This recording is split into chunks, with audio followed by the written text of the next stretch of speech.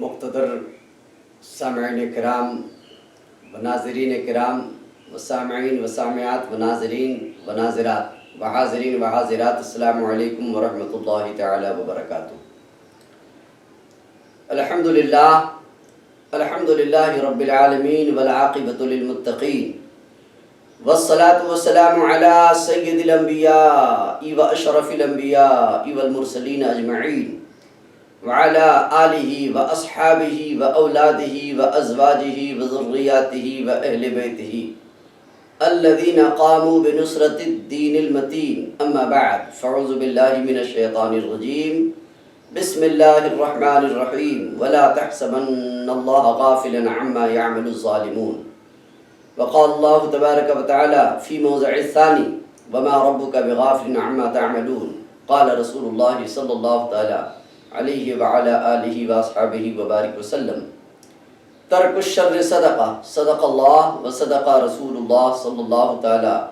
وتبارک علیہ وسلم تسلیما دائما ابدا کثیرا کثیرا سرمدا الی یوم القیامۃ و الی یوم الدین برحمتک یا ارحم الراحمین۔ اللہم رب اشرح لی صدری ویسر لی امری واحلل عقدۃ من لسانی یفقہوا قولی۔ اللہم یا ارحم الراحمین، اللہم یا ارحم الراحمین، اللہم یا ارحم الراحمین، اللہم ارحم احوالنا واغفر ذنوبنا واستر عیوبنا وقلب قلوبنا ونور قبورنا وسهل مرادنا ویسر امورنا، اللہم اغفر لنا ولوالدینا ولأستاذنا ولمشایخنا ولمرشدنا ولتلامذتنا ولاخواننا ولاولادنا ولازواجنا ولمحبنا ولمن له حق علینا ولجميع امة سید الانبیاء والمرسلین۔ هو الحبیب الذی ترجى شفاعته لكل حول من الاحوال مقتحم، مولاي صل وسلم دائما ابدا على حبیبک خیر الخلق كلهم، یا غوث اعظم بمن بے سر و ساما مدد، قبل دی مدد و کعبہ ایما مدد، بگرداب بلا افتادہ کشتی ضعیفان شکستہ رات و پشتی بحق خواجہ عثمان ہارونی، مدد کن یا معین الدین چشتی، غوث اعظم درمیان اولیاء چون جناب مصطفیٰ در انبیاء، معین الدین حسن عالم پناہ، معین الدین حسن عالم پناہ، بسوئے ماں غریباں یک نگاہ، اے اشرف زمانہ زمان مدد نما، درہائے بستہ رازے کلید کرم کشا، اے اشرف زمانہ زمان مدد نما، درہائے بستہ رازے کلید کرم کشا، اشرفیم نعرہ چشتی نظامی میزنم، بندہ مخدوم اشرف نام نامی میزنم، ہم پر ہو احمد کا سایہ اور اشرف کا کرم، ہم پر ہو احمد کا سایہ اور احمد رضا کا کرم، سیدی اختر رضا پیر خدا کے واسطے، قادریم نعرہ یا غوث اعظم میزنم، دمزہ شیخ احمد رضا خان خطب عالم میزنم، صلی اللہ علیہ نبی الامی والہ صلی اللہ تعالی علیہ وآلہ وسلم و اہل بیتہ وبارک وسلم تسلیما دائما ابدا کثیرا کثیرا۔ حضرات، آج کا موضوع سخن ہے، گفتگو کا آغاز کرنے کا ارادہ ہے کہ شہادت امام علی مقام کے بعد کیا واقعات رونما ہوئے، درپیش ہوئے، اس واقعہ کو آپ بغور سماعت کریں۔ اللہ جل شانہ عما نوالہ وتم احسانہ ارشاد فرماتا ہے، ولا تحسبن اللہ کو ہرگز، ولا تحسبن اللہ غافلا، اللہ تبارک و تعالیٰ کو تم لوگ ہرگز غافل نہ گمان کرو، نہ خیال کرو، نہ جانو، اما یعمل الظالمون، جو ظالم کر رہے ہیں اس کے کرتوتوں سے اللہ کو ہرگز غافل نہ جانو۔ اور فرمان ربی ہے، وما ربک بغافل عما تعملون، تمہارا رب تمہارے عمل سے غافل نہیں ہے، بے خبر نہیں ہے۔ اور آقا کریم علیہ تحیۃ و ثناء ارشاد فرماتے ہیں کہ ترک الشر صدقہ، یعنی شرارت چھوڑنا بھی صدقہ ہے۔ اس لیے ایک جانور ہے جو یہی کہتا ہے، کما تو دین و تو دان، کما تو دین و تو دان، کما تو دین و تو دان، جس کو ہم اپنی زبان میں، اپنے لینگویج میں، اپنی لسانیات میں، اپنے پریبھاشا میں ہم اس کو مور کہتے ہیں۔ مور جب آواز لگاتا ہے تو وہ عربی میں یہی کہہ رہا ہے، کما تو دین و تو دان، جیسا کرو گے ویسا بھرو گے، جیسا کرو گے ویسا بھرو گے۔ آج ہم لوگ یہ سنتے ہوئے چلے آ رہے ہیں کہ ہر اولاد اپنے باپ کی طرف منسوب ہوتی ہے، ہر اولاد اپنے والدین میں سے والد کی طرف، باپ کی طرف رشتہ پیدری جو ہوتا ہے وہ افضل ہوتا ہے، اور رشتہ پیدری کی جانب لوگ منسوب ہوتے ہیں ماں سوائے اولاد فاطمہ کے۔ اس کے بارے میں میرے آقا نے ارشاد فرمایا میں اس کا ازبا ہوں، یعنی اللہ جل شانہ وعم نوالہ وتم احسانہ نے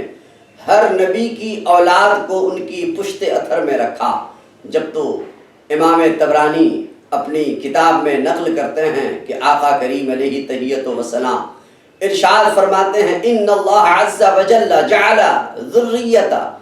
کل نبی فی صلبہ، بے شک اللہ عز وجل نے ہر نبی کی ذریت کو، ان کی اولادوں کو ان کے صلب میں رکھا ہے، لیکن میرے نبی پاک صاحب الاولاق شفیع الامم شفیع الاکرام صلی اللہ تعالی علیہ وآلہ وسلم کا ارشاد گرامی باوقار ہے۔ آقا کریم فرماتے ہیں ان اللہ تعالی عز وجل جعل ذریتی فی صلب علی ابن ابی طالب، بے شک اللہ تبارک و تعالی نے میری اولاد کو، میری ذریت کو علی بن ابی طالب کے صلب اثر میں ودیعت کر دیا اللہ نے۔ پتہ یہ چل رہا ہے کہ میرے آقا کی اولادوں کا سلسلہ حضرت سیدہ طیبہ طاہرہ عفیفہ پارسہ فاطمۃ الزہرا رضی اللہ تعالی عنہ کی اولاد سے میرے آقا کی اولاد کا سلسلہ چل پڑا ہے۔ یہ حضرت سیدہ فاطمۃ الزہرا کی اولاد کی خصوصیت ہے اور اہل بیت اطہار کی خصوصیت ہے۔ اس لیے میرے آقا نے کہا اللہم ہؤلاء اہل بیتی، اے اللہ یہ سب کے سب میری اہل بیت ہیں۔ تو پتہ یہ چل رہا ہے کہ حضرت سیدہ طیبہ طاہرہ عفیفہ پارسہ فاطمۃ الزہرا رضی اللہ تعالی عنہا کی اولاد کو ہی میرے آقا نے اپنی اولاد کہا ہے، اور میرے آقا کی جو 3 اور صاحبزادیاں تھیں، حضرت سیدہ زینب، حضرت رقیہ، حضرت ام کلثوم رضوان اللہ تعالی عنہن وارضاہن عنا الی یوم القیامہ فی کل الوقت، ان کی اولادوں کو اللہ کے رسول صلی اللہ تعالی علیہ وسلم نے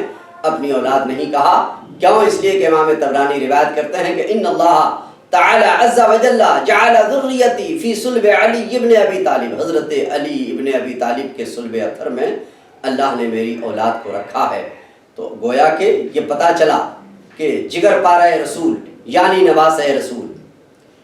نواسہ رسول شہزادہ بطول علی کے نور عین، مومنوں کے دل کے چین، جنتی نوجوانوں کے سردار، مجاہدوں کے قافلہ سالار، ابن حیدر کرار شہنشاہ کرب و بلا پیکر صبر و رضا، حضرت سیدنا امام علی مقام امام حسین رضی اللہ تعالی عنہ کو ان بدبخت یزیدیوں نے شہید کرنے پر ہی اکتفا نہیں کیا، ان پر وہ ظلم و جبر، وہ تشدد، وہ بربریت، وہ حیوانیت، وہ درندگی کا یعنی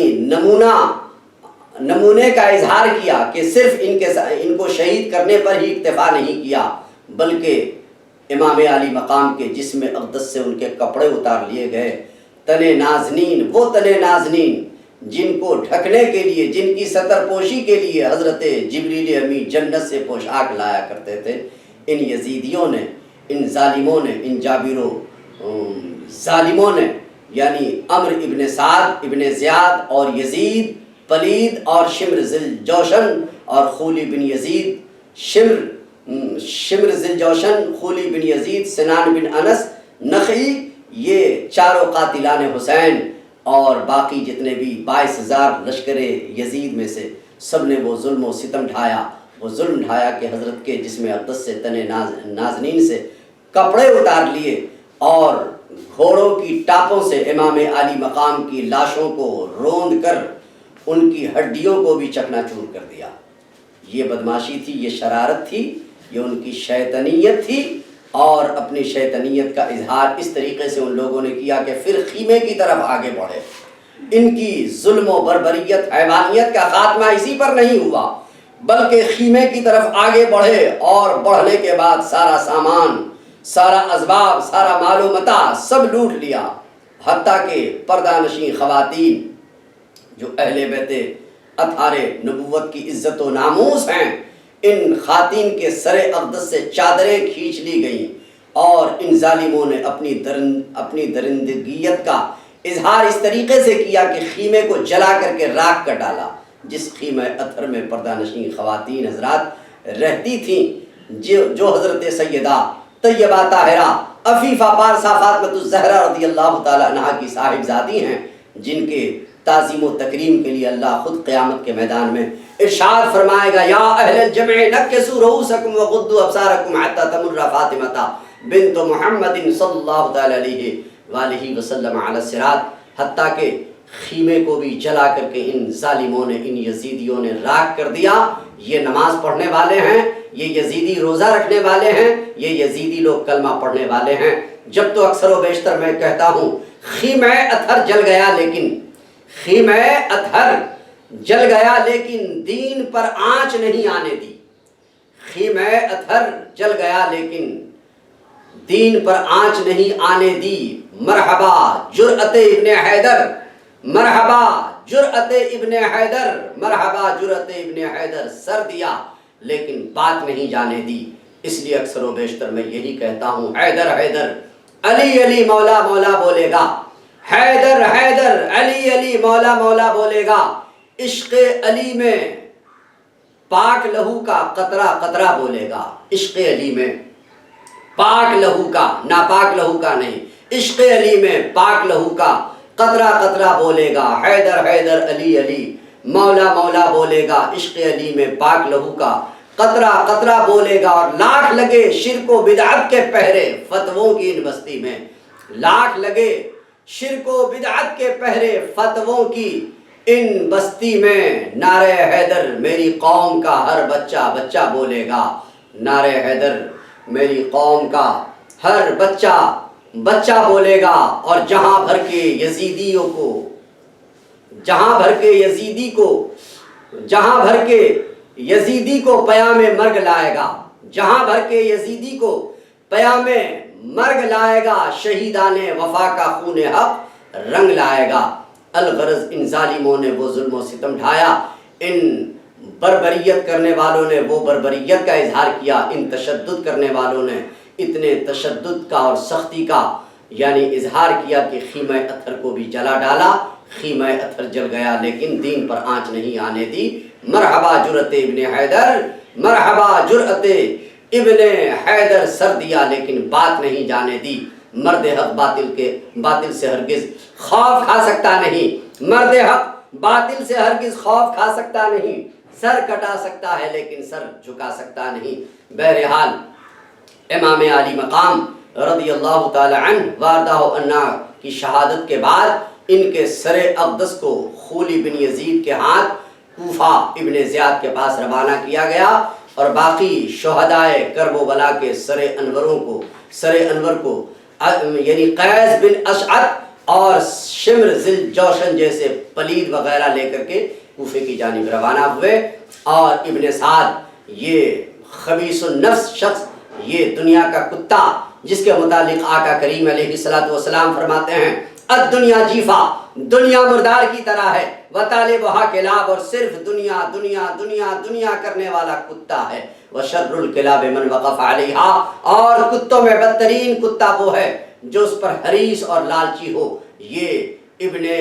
زیاد کا پٹھو، عقل کا ٹور، اور ایک جنتی صحابی کا بیٹا ہو کر کے جہنمی رول کو پلے کر رہا ہے۔ یہ ابن سعد کو ملک رے کی حکومت چاہیے تھی۔ یہ خبیث النفس شخص محرم کی 10ویں تاریخ کو، جمعہ کے دن جو محرم کی 10ویں تاریخ تھی، یہ اس رات وہاں ٹھہرا رہا میدان کرب و بلا میں، اور 11ویں محرم الحرام کی صبح کو اس خبیث النفس ابن سعد نے، عمرو ابن سعد نے اپنے سارے مقتولین کے لاش کو جمع کیا، ان پر نماز جنازہ پڑھی اور سب کو یعنی سپرد خاک کیا۔ اور لیکن ان شہدائے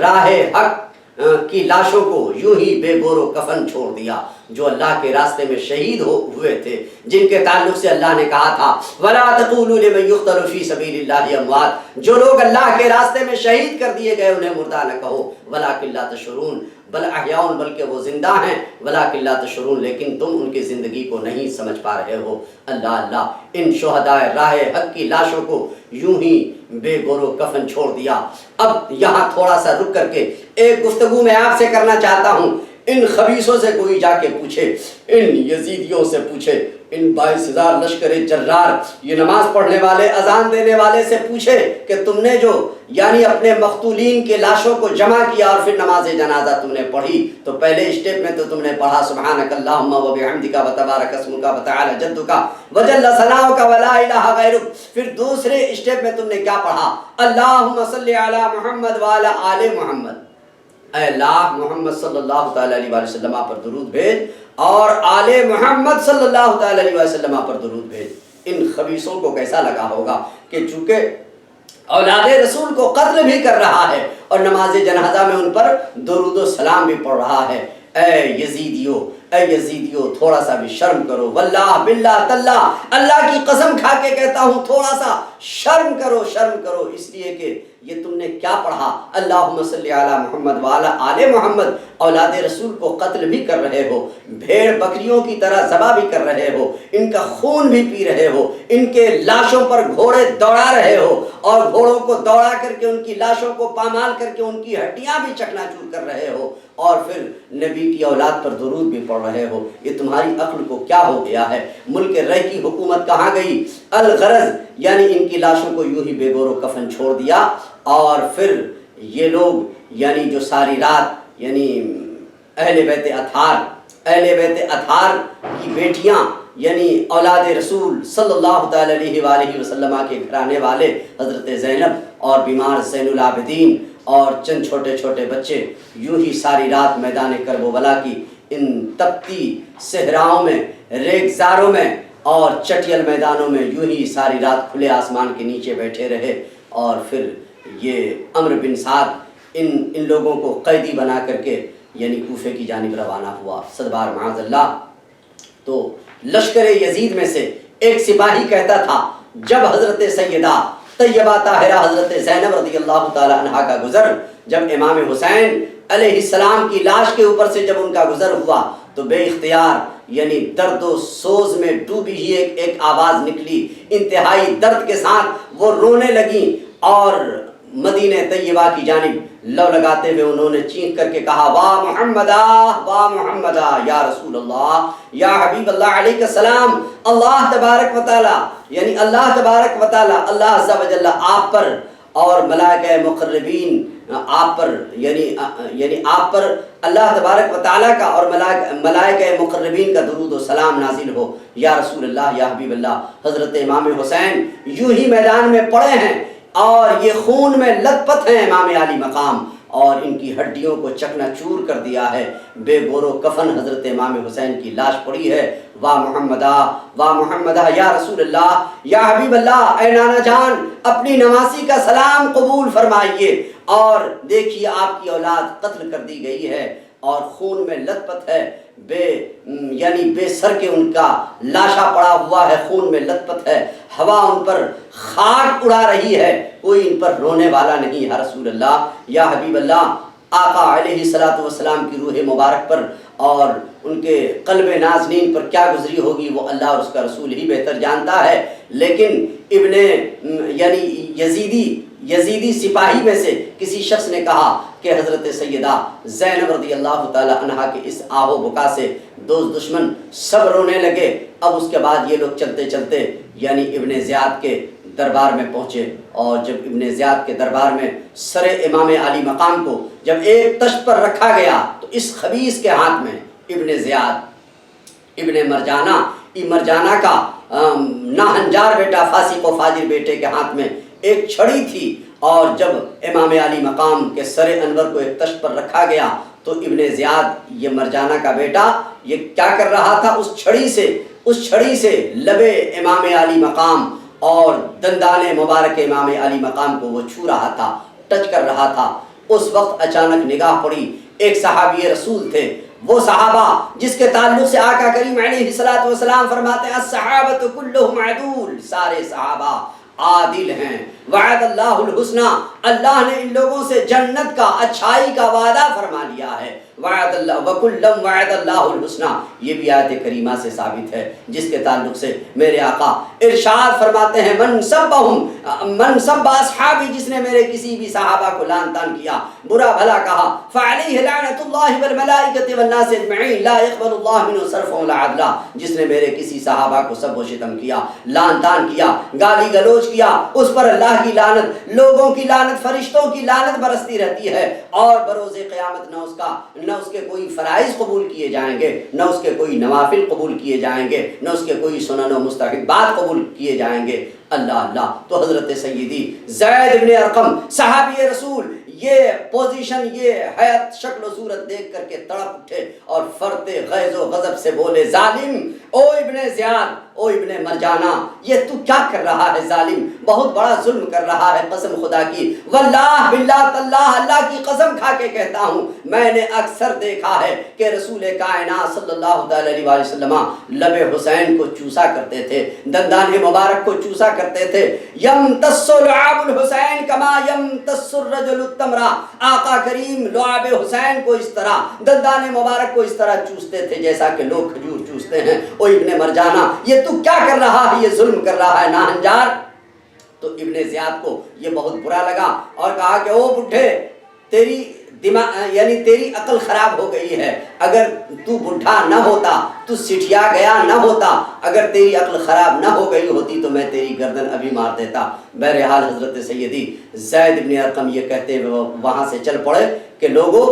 غلام نے غلام کو اپنا حاکم بنا لیا ہے، اور اس غلام نے اپنے سارے بندگان خدا کو اپنا خانہ زاد بنا لیا ہے، یہ تم نے اچھا نہیں کیا کہ تم نے غلام کو اپنا حاکم بنا لیا۔ اللہ تبارک و تعالیٰ تم لوگوں کو ذلت و رسوائی میں گرفتار کرے، اور جو لوگ ذلت و رسوائی کو اختیار کرتے ہیں اس پر خدا کی لعنت ہو، خدا کی مار ہو۔ اللہ تبارک و تعالیٰ نے چاہا اس کے بعد والے ایپیسوڈ میں انشاءاللہ جو بات آئے گی وہ سامنے بیان کی جائے گی۔ اے آنکھ طوفان نوح لانے سے کیا فائدہ، دو اشک کافی ہیں اگر اثر کریں، یہ قصہ لطیف ابھی ناتمام ہے، جو کچھ بیان ہوا وہ آغاز باب تھا، حیات باقی تو ملاقات باقی، وآخر دعوانا ان الحمدللہ رب العالمین۔